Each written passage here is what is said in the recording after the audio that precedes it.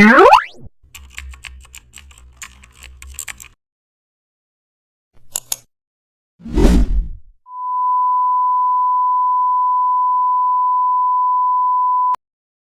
back to the channel and don't forget to like, share and subscribe for more updates.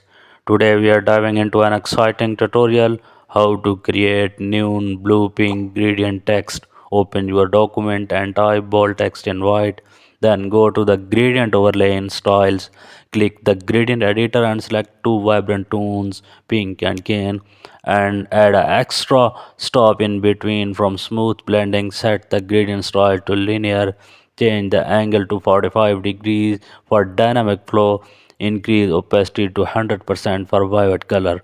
Add a subtle outer glow with a matching hue. Duplicate the text and blur the bottom layer slightly. It will enhance that glowing neon effect. Now set the blending mode to screen. You will see the text